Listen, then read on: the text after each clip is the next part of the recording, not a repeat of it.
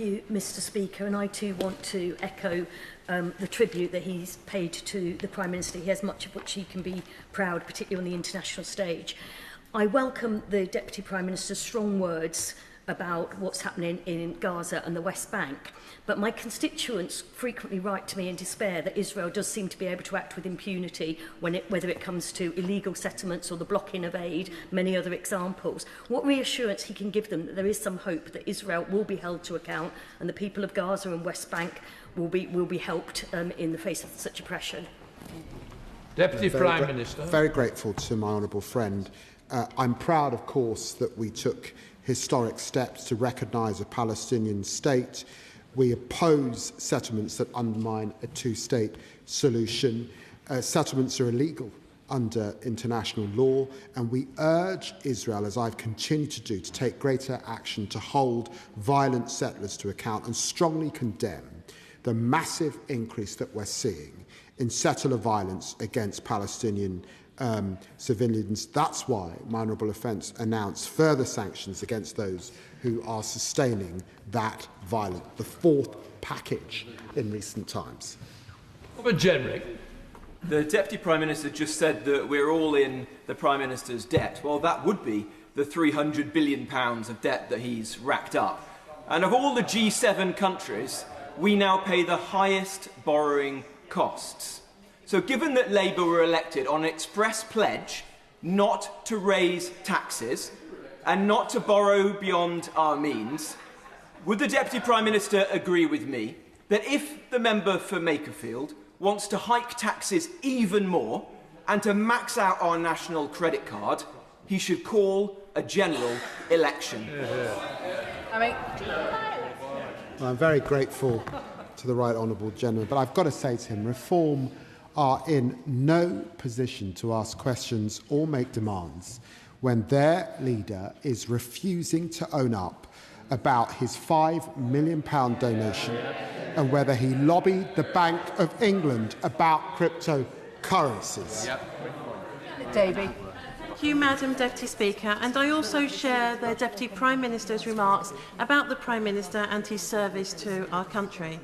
Does my right honourable friend agree that Israel must allow aid into Gaza, stop settlement expansion in the E1 area of East Jerusalem and tackle settlement violence, and that the G7 must use this moment to ensure Palestinian people have the resources they need to rebuild their country?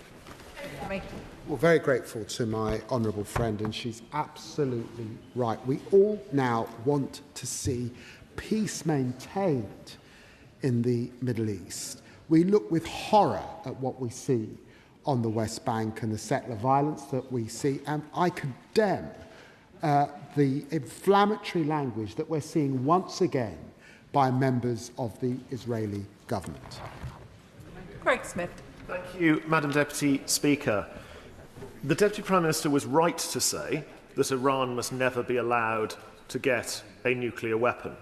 But we know history teaches us that the Iranian regime have ignored the deal that was in place, the JCPOA.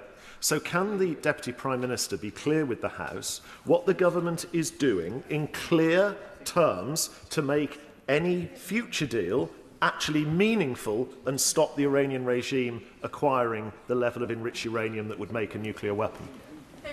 Well, I'm very grateful to the honourable gentleman. I stood at this dispatch box and discussed these issues now over several years. I remember negotiating with the Iranians in Geneva, and I have to say some of the mendacity that I heard with them in relation to their nuclear ambitions.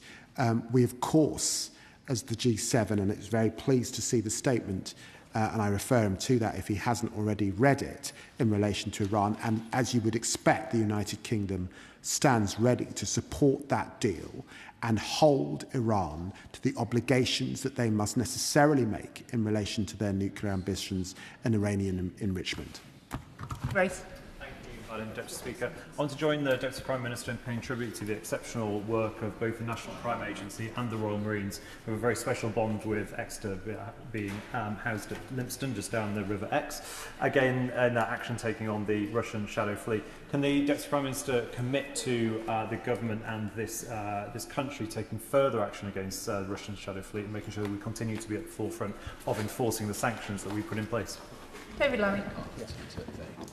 Well, I'm very grateful to the honourable gentleman. Let me thank again the Royal Marines and the National Crime Agency officers for their bravery and professionalism.